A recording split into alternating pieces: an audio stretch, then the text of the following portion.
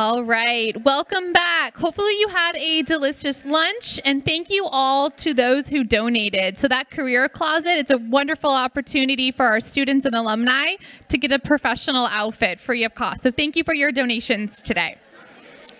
If you did not have time to stop by the Galleria, it will be open again at the end of the programming, so feel free to go back out there and meet some of our wonderful vendors here today. And that'll be at 3:30 when the program concludes. So our final panel today is comprised of UCLA alumni who believe in the power of mindfulness, have careers in mental health, and have a passion for helping other women. Please welcome our Women in Health and Wellness panel to the stage.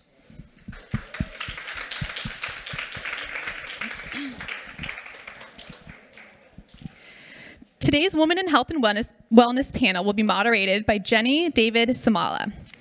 Gennie is a Bruin and a licensed clinical social worker for special services for groups. She focuses her work on the growing needs of older adults, especially in the Filipino community, and is here today to help moderate a very important session on health and wellness in women.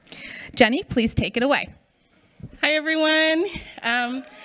Happy March. Happy Women's History Month, and also happy Social Work Month, in case nobody knew. I'm so happy to be here with all of you. It truly is a privilege. It feels like a 360 moment, because not that long ago I graduated here, and I'm like, I'm here? How? So thank you so much for coming, for spending time with us, and to really get to know all of us here for the Health and Wellness panel. So without further ado, I would like to begin with introductions. Ann, would you like to introduce yourself? Sure. Can you guys hear me? Hi, everyone. Happy Sunday. It's good to see faces in this room on a Sunday. My apologies. I've been fighting this lovely, raspy voice for a week, so you get to listen to me like this. But I'm Ann Wang. I am lucky enough to be president of the Alumni Association, and I chair our board of directors. Woo! Yeah. I'm also very privileged to say that I'm the first Asian American woman to do that job as well.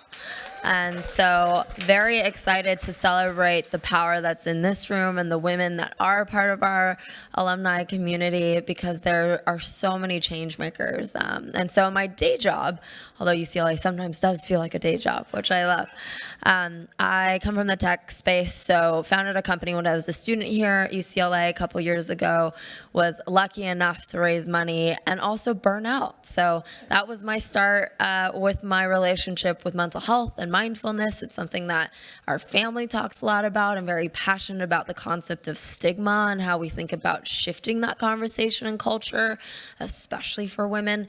So my whole thing is this concept of mindful ambition. How can we still push for what we're fighting for the change we're fighting for our families, for our careers, but do it in a way that really, really centers it around humans and our humanity and those around us. So happy to share more soon. And what do you call it? What do we call it? You call it Mindful Ambition is just, it's my company name, so. Thank you, Ann. Ilona? Hi, everybody. Perhaps it's very appropriate that I'm following Ann because I'm a licensed marriage and family therapist, but my specialty is specifically in burnout. So I have a lot of clients who are professional women in tech and law in highly demanding industries that your story, I mean, I've heard it dozens and dozens of times. Yes, we'll talk after. Yeah. And I've been studying burnout for over 10 years now. And I guess, unfortunately, with everything that has happened with the pandemic, perhaps a silver lining is that finally we're starting to prioritize people's mental health and not just physical health. Even physical health, certainly, people feel more comfortable staying at home when they're sick or being forced to stay at home when they're sick, which was not a norm back then. So I'm glad we've also made that leap. But definitely with mental health, people are starting to have the conversations that are important. And in the midst of everything that has happened, we're finally starting to care, like Ann said so well, about the human behind the experience. And so we can still be ambitious, we can still thrive and succeed, but it has to be in the context of our well-being and not the other way around. So I'm looking forward to speaking with all of you more about this. Thank you, Ilona. Lindsey. Hi, everyone. I'm Lindsey Pluimer. I am a former professional athlete. I played basketball here at UCLA and graduated in... in 2008. It was when I graduated here. So it's always good to be back here on campus. And I know today is actually Selection Sunday for our women and men, so we're excited about that. But I am a former professional athlete turned philanthropist and nonprofit executive. So when I was here, I was a communications major here at UCLA, and I studied the lack of media in Darfur, the genocide that was happening back then, and just sparked a real interest in me. I wrote some meaningful papers around it. Then I went on to play professionally and spent most of my time, as we know, women, because of the pay discrepancy, have to go play overseas. So we know with Brittany Griner, we saw that and what happened in Russia. But I played in Australia and in Spain, and then after that came back and then went to Africa and just had my eyes open to the resource inequality that existed in the world and how people we're in 2023 and people in the world still lack access to clean water and food security. So I started an organization when I was 24 called With My Own Two Hands, and we provide communities with access to clean water and food security, specifically regenerative agriculture, which is a climate mitigation tactic as well too. So thank you. So that is what I do now, and definitely connecting back to my fellow panelists here, there's a lot of burnout in the nonprofit space. It's unfortunately, we know the pay obviously between business and nonprofits, and we can get into a whole conversation about that. But yeah, it's great to be here and with you guys, and I am excited to be a part of this panel and with all of you women here and men today here too. Thank you very much, Lindsey. And I'm so honored to share this space with you all, incredible women, and everybody that's here is an incredible woman as well. So, and I'm so glad that we have this panel about women and wellness and health, because I think that in the world that we live in, it's so busy, it's so fast-paced, and especially as women, we do so much. So it's important to not only help others with their health and wellness, but also ourselves too as professionals. So thank you for making the time to be here and share with us all the incredible work that you're doing. So how about we start with our questions? Okay, so the first one is for Ann and Lindsey. This conversation is going to be a little bit different than the others. When we talk about our Dare to Soar moment with this panel, it's not so much the moment that we made a commitment to launch something. Rather, our Dare to Soar is more of a long-term commitment to ourselves. We want to know how you make a commitment to protect your health. Do you want to go? I definitely think my Dare to Soar moment was at the age of 24, starting with My Own Two Hands. I had no experience in the nonprofit sector, had never interned for a nonprofit, but just felt really inspired and compelled by my trip that came back, was like, I don't care if I raise $5,000, $5 million, it doesn't matter, I want to make an impact. And when I look back, I was like, Lindsey, what were you thinking? What were you thinking? But it was the best decision I ever made, and there is something to being young and naive. But I've really learned along the way. But I think in terms of connecting that back to mental kind of health and wellness is, as an athlete, I got to wake up and do something that I loved each and every day. I got to put on my basketball shoes. I got to represent UCLA. I got to play and make a career out of it.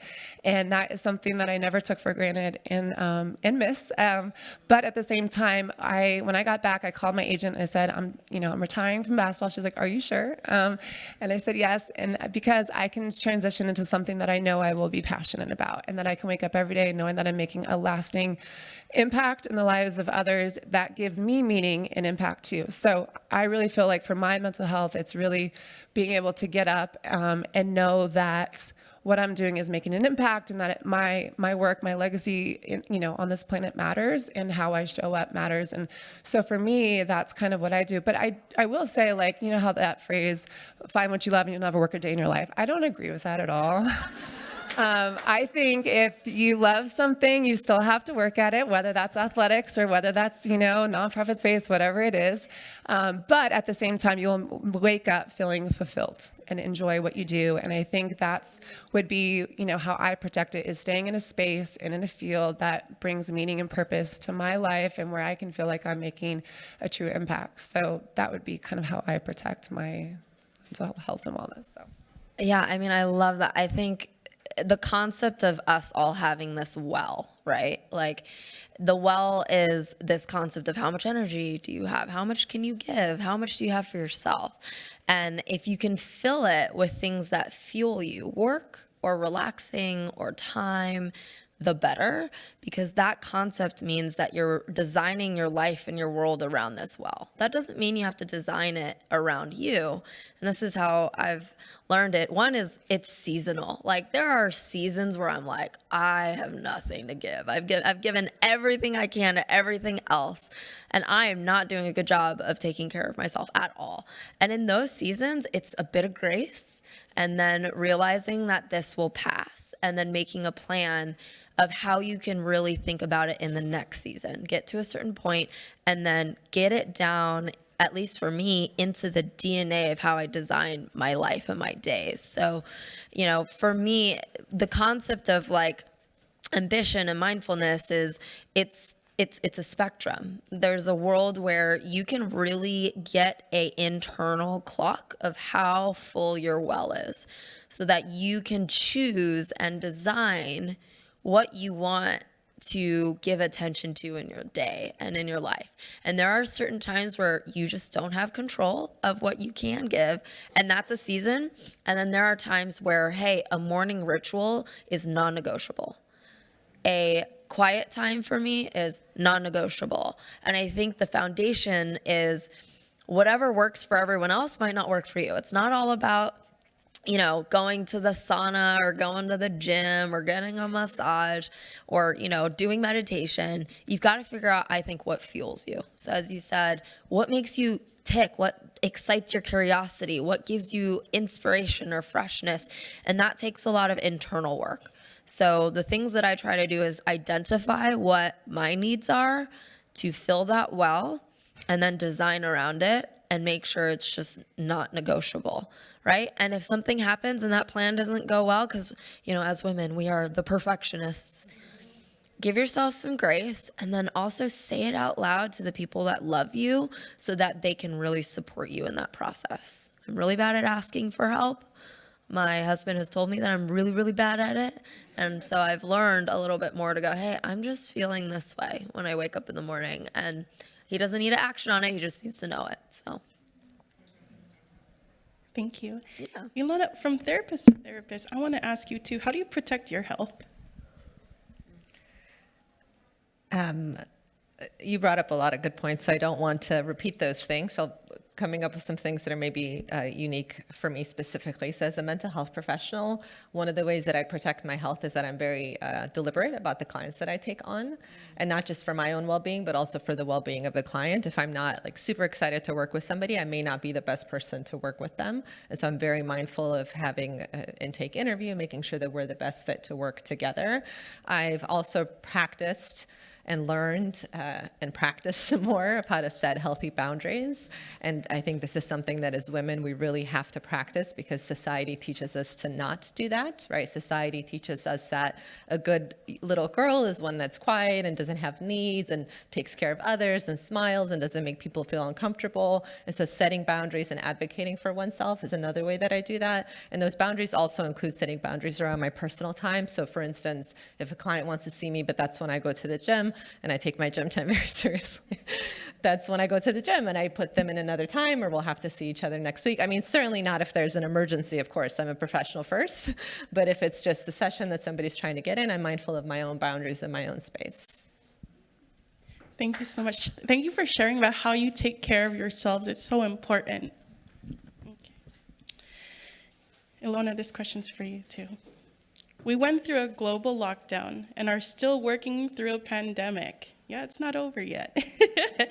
Have you seen friends, family, loved ones, or even yourself change with this experience? Yes, absolutely. I'd be hard-pressed to think of a person who didn't change. There were certainly people, perhaps myself included, who maybe resisted some change in the beginning, I think some of us just wanted to hunker down, thought it would be over in a month or two, and then we could just go back to life as usual. And I think the pandemic lasted and continues to last long enough that people are forced to adapt.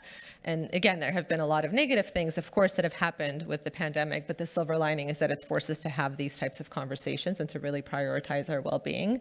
And so I do think that there were some people that eventually willingly adapted to the change.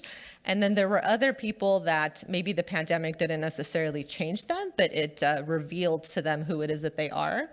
So in this very extreme kind of pressure cooker of an environment, it brought a lot of things to the surface for many people. So for instance, if you had a little bit of anxiety before, maybe now you found yourself washing your hands a lot or feeling very nervous about going outside beyond what may have been the typical or average experience of most of us. And so it really revealed to people some blind spots. And in that way, it was helpful as well, that it allowed us to understand how do we respond to a crisis or to a very challenging situation, and what are some things internally that we can work on, and again, to prioritize change from the inside out. Because if we are not healthy as individuals, our societies, our systems will not be healthy. And then the opposite also true, that if our systems and our society is unhealthy, it's going to impact us as individuals. And so it's a mutual relationship, and we have to cater and tend to both of those aspects at the same time. Thank you. And thank you for normalizing all those changes that people have had to adapt to for the last 3 years officially, right? As of this week. Oh, wow. So I can't believe it's been 3 years, but yeah. But thank you for normalizing that. And I think it's, those changes in behavior are sometimes like the little flags that go off, like, this wasn't how life was before. This wasn't the pattern before. So building an awareness to these changes and then being open to seeking help is very important too, because, like I said before, all of us are women here. We wear so many hats, and sometimes we need to be okay with asking for help as well. So thank you, Ilona.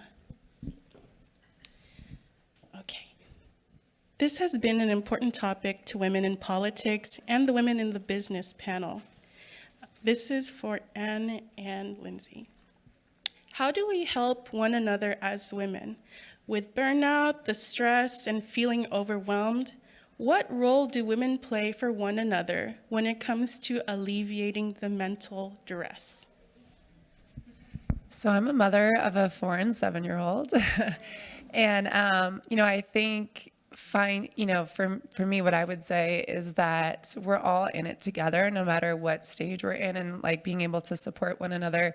I think we all can connect on this idea of burnout. We've all experienced it in some aspect of our life. We all, like the mental load we have as women, I know I'm probably, there's different stages, right, with kids or in general, but like the mental load, it's like, okay, I have to get my kids up at this time. I need to make lunch. I need to get to this email, this meeting, and then I need to pick up, then I need to do practice.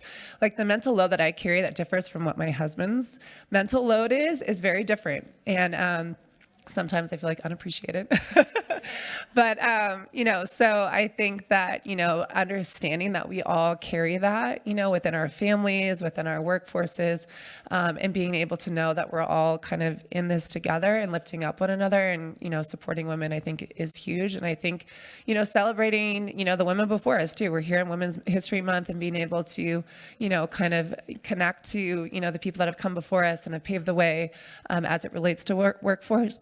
But being able to build a community of women, I think, is huge. So that would be kind of. Yeah. It takes a lot of intention.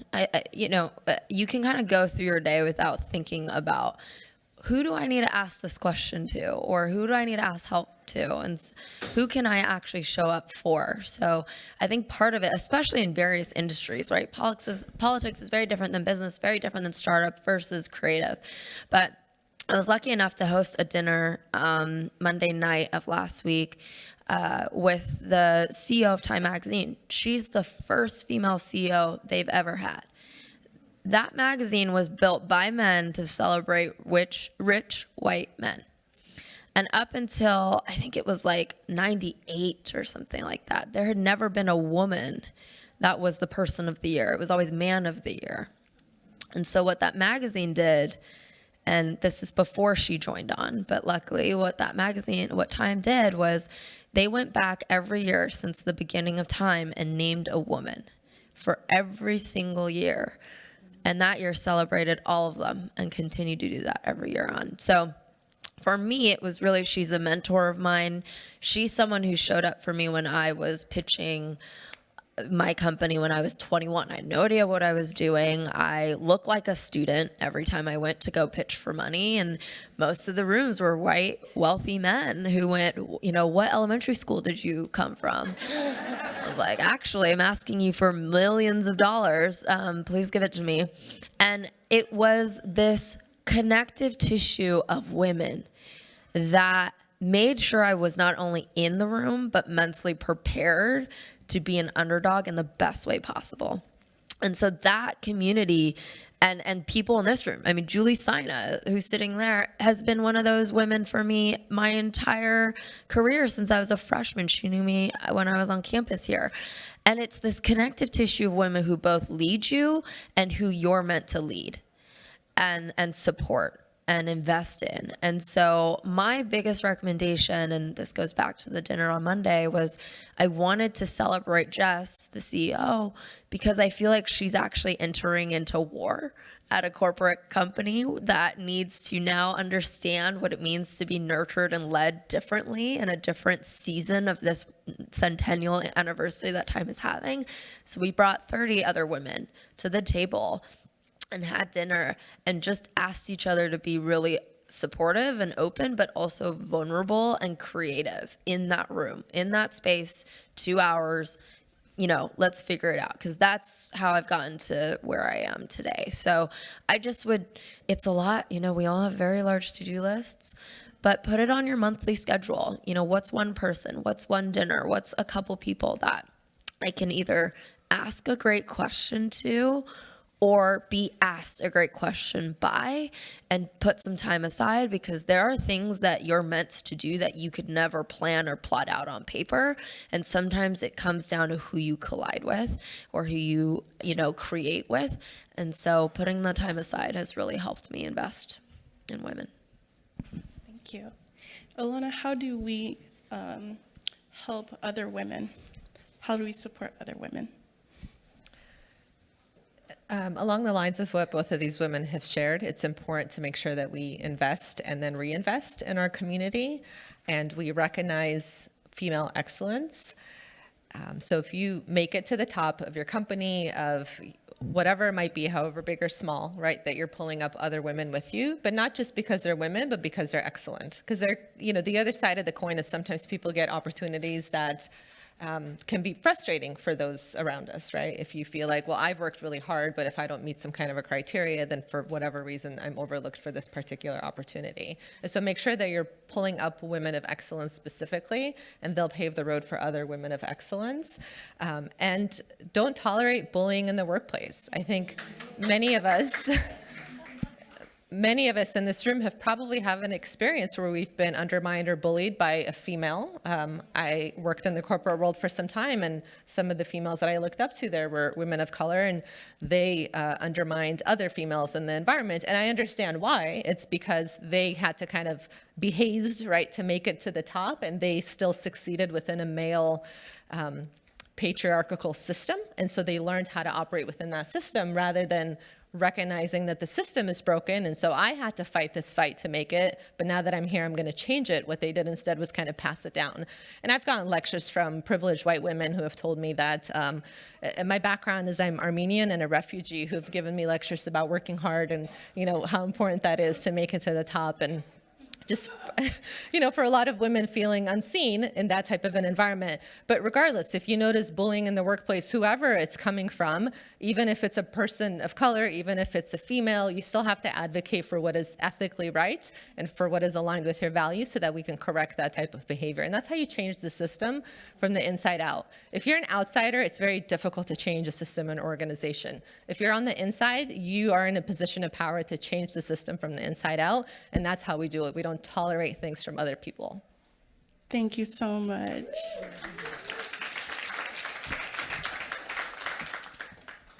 Okay, Ilona, how does your intersectional identity affect how you take care of your well-being?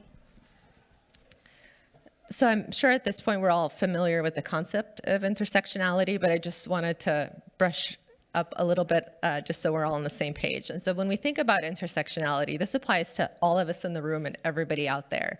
We have many different identities. It can do with our gender identity, our gender expression, sexual orientation, social class, ability or disability, both visible abilities and disabilities, as well as invisible things like if you're neurodivergent, for instance, or there's some kind of a mental health concern, or even a chronic illness that is not noticeable to the people around you. So there are multiple identities, and many of us have many of these identities that can compound on one another and can either create a greater advantage, depending on what those identities are, or a greater disadvantage if you fall into multiple classes of people that are traditionally or historically underrepresented or underserved. And so when you think about the concept of wellness and how it's discussed in the world today, it's important to understand that when it comes to wellness and self-care, and you said this perfectly, it doesn't look the same for everybody. And it doesn't exist in isolation, it exists in a system. And so when we talk about wellness, especially for wellness and self-care for women, we have to understand the barriers to the wellness or to self-care, and then we have to address those barriers. Because when we say things to women of color, for instance, like, oh, just get a massage, but if they go and exist in the world that is consistently oppressive, you know, the massage isn't going to help them feel a little bit less tense like it does for the rest of us. Certainly get the massage and take care of yourself, but not in a way where we are invalidating the very real experiences and challenges that different groups of people have. Now, in addition to the intersectional identities, if you think about all the different roles that we play, like for instance, a mother of 2 young children, the demands just become insurmountable.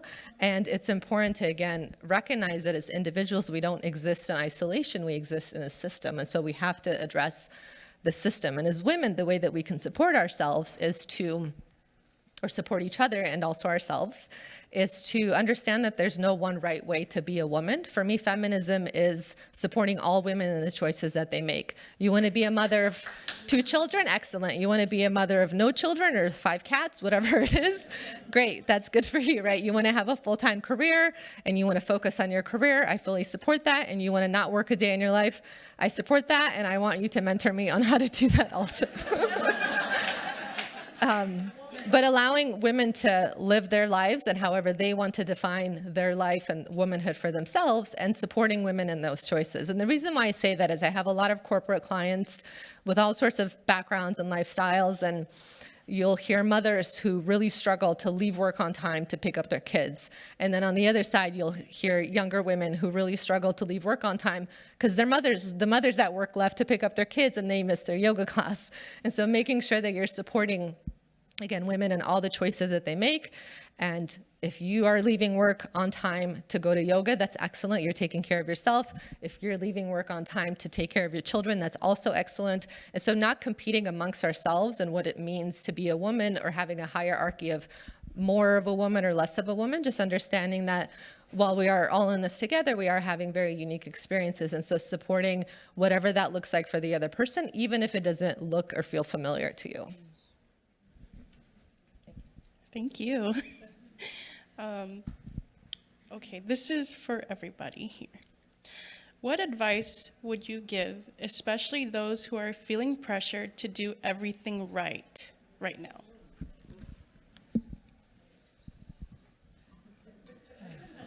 Who's got a good answer in the crowd? I wish we had the answer for that. Because I might need it.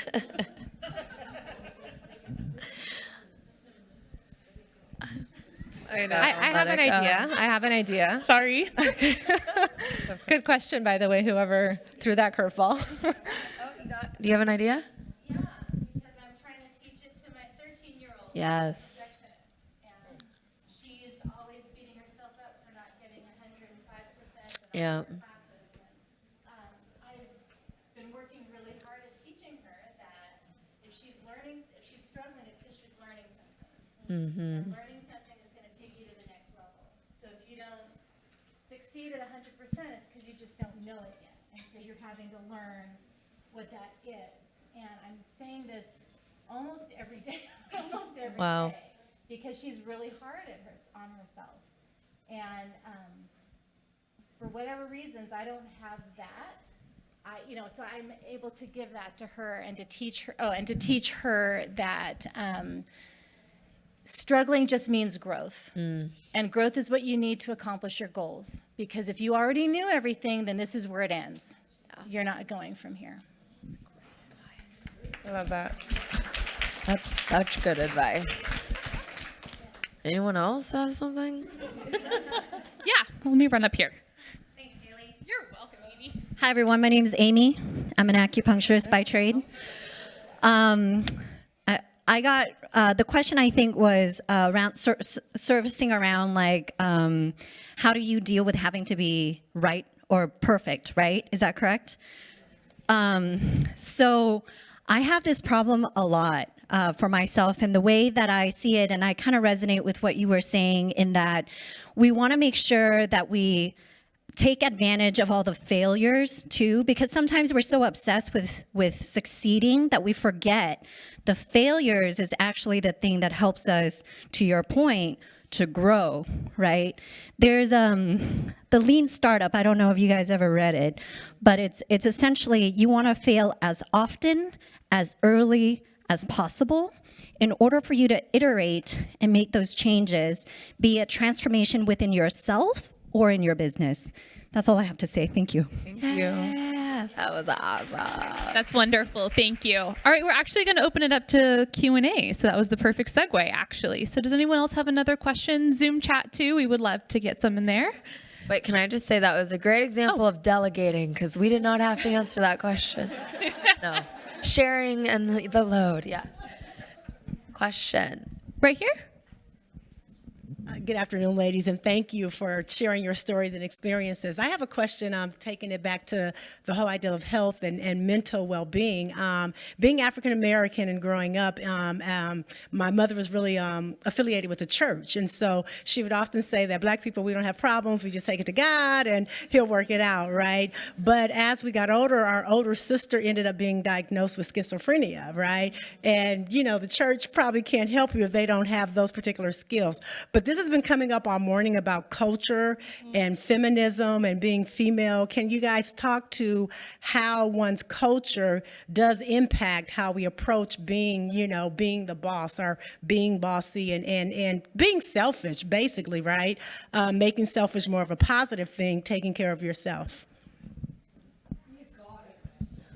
I mean, I'll kick it off. I come from a very traditional Chinese family. My parents are immigrated here from Taiwan. And so weirdly enough, for our family, my dad still struggles to this day with depression and anxiety. So it's a journey that he's been on for 50 plus years. And in our culture, it's very similar in some ways. You don't talk about your emotions. Absolutely not. I mean, it's a absolute sign of weakness. There's not even the foundational baseline of how. Not to mention having it amongst like people of your age, but thinking about it intergenerationally is near impossible, right? You suck it up, tough skin. That's the very Chinese way. But my dad is actually the first person to have broken that cycle.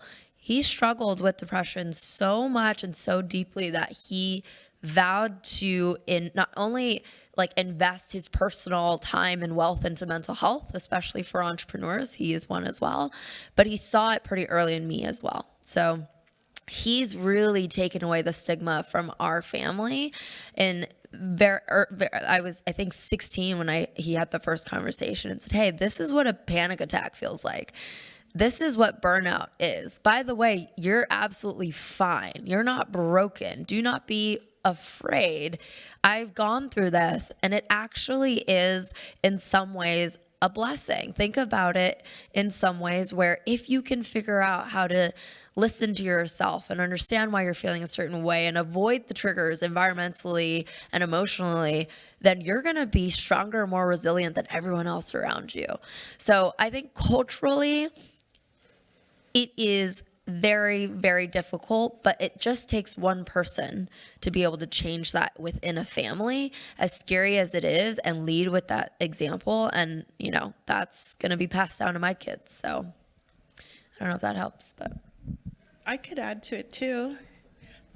So I actually work with a lot of older adults that live with schizophrenia that are from the Filipino community. And talking about mental health is a big no-no. Mental health, mental illness is seen as there's a deficiency in you, spiritually, chemically, everything. There's something wrong with you. But the thing is, when it comes to schizophrenia, these people are existing in a reality that's very different from yours. And your reality is no more valid than theirs is.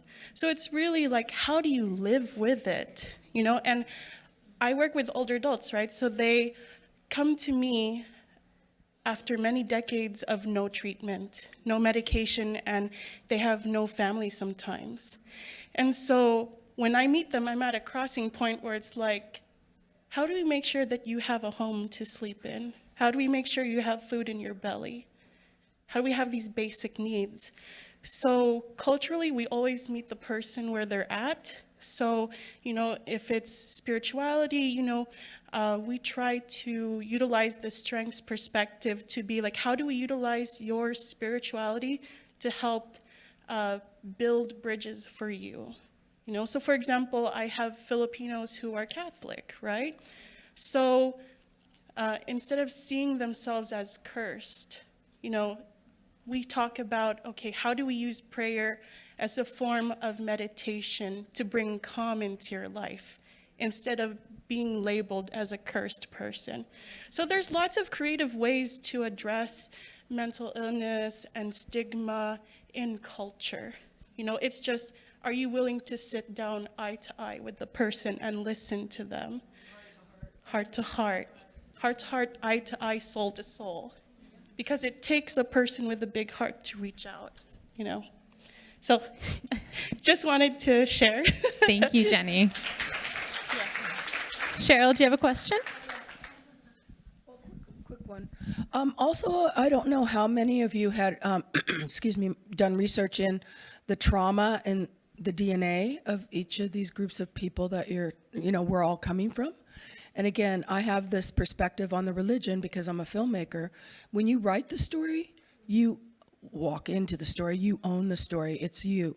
We did not write this story that is religion, and that's why I really push about the goddess and she, her, and hers, because we were all goddesses before that was taken away from us.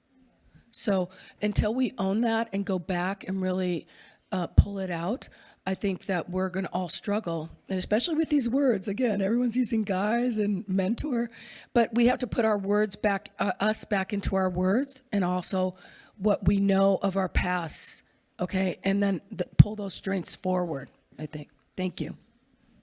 So if I could just briefly comment on the trauma and the DNA. So there is a lot of research that supports that, but rather than talking about boring, dry research, I want to talk about a personal story. And so 2019, my last big trip before the pandemic, I had an opportunity to go to Armenia. So culturally, I'm Armenian, but I have never been there. I've actually didn't have a desire to go there until very recently because my family is not from there. My family is from what is now Turkey, and then I was personally born in Azerbaijan. And for whatever reason, there was a shift in me, and it became important for me to visit, and I'm glad I did when I did, because, 3 years later, here we are. But I took one of the days during my time in Armenia, and I went to the Armenian Genocide Memorial Museum, and I spent the entire day there. And it was a very emotional experience for me, very cathartic experience for me. And I walked through every room, and I read all the stories. And I don't know how you guys do museums, but I don't read most of the things. But in this museum, I really read everything, and it was my way of honoring my ancestors, because I have a great-grandmother who was a direct victim of the genocide. And I had this narrative and had read the research of trauma, intergenerational, and all of this. And again, that is true.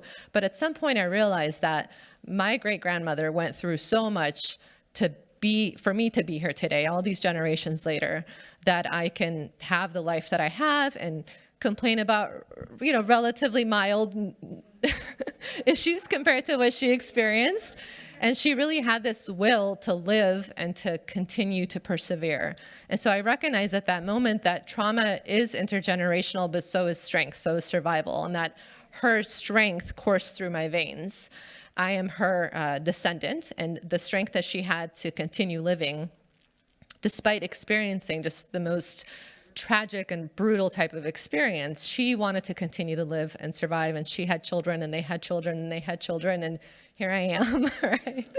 And that was something that was important for me, because a lot of mental health has to do with perspectives. It has to do with the narrative and the stories that we tell ourselves. And so I don't see myself as a victim, even though this is something that my family experienced many years ago. I see myself as a survivor, because she was a very strong woman to be able to survive something like that and to continue to choose to live every single day. And it's important to just keep that piece in mind as well, that the trauma piece is important and we have to talk about it. I'm not saying we're invalidating human experiences. It is important, and we do have to address how it impacts people in a very real way today. But we also have to remind those same people that while there was trauma, there was also the will to live. There was also strength. There was also beauty. There was also courage. There was also all these things in great amounts, which is why we're here today. Perfect. Thank you. We actually have a Zoom question. It is from Maggie, and the question is, what is your advice for communicating in a highly polarized environment, example, political environment, that is productive while still supporting personal wellness? Would anyone like to take that question? I mean, it's hard because we live in such a polarizing world. I mean, I think we just need to listen more. I think we all enter into a conversation with different experiences. So my upbringing is going to look different from hers, different from someone in the Midwest, et cetera. And being able to listen more and not just quick to jump in. And this is, kind of what I believe and what I think, and this is right and this is wrong. And I feel like, that's kind of what's going on. We just keep kind of fighting in, the inability to listen and, validate someone's experience and validate someone's struggle, or, maybe they're not feeling seen in the political spectrum, or maybe they're not being heard or represented or whatever it may be. And that would be kind of what I would offer, is just the ability to kind of step back and listen, in all aspects, right? Whether it's political, whether it's with our children, whether it's with, coworkers, being able to just stop talking and listen more. No, that's great. I'll add just one quick thing. All of that in the context of boundaries. Because I think what we've noticed in the last few years that people have some wild beliefs, and you really don't have to make a time and place to listen to those, right? If it feels like it's encroaching on your boundaries in some way, or is making you uncomfortable, or you feel unsafe. So definitely listen. And when you're having those conversations that Lindsey was talking about, try to get past the surface level and see what's underneath it. Because when I have conversations with people who on the surface kind of believe very differently than me, but we talk about the human aspect of it, like people having access to resources, or having an opportunity, an equal opportunity to do a job they enjoy and be able to provide for their family, children having education resources. Most of us are actually on the same page of what we want. We just have a different idea of how to get there, or which candidate is going to get us there. But most of us, the average people, the 99%, I think we're very much on the same page about those very human components that are important to all of us. So I would encourage you to just take the conversation deeper to values rather than who we think is the best candidate. That's perfect. Thank you. So that's all the time we have for questions. We do have a coach in the house. So thank you so much to our Women in Health and Wellness panel. Thank you.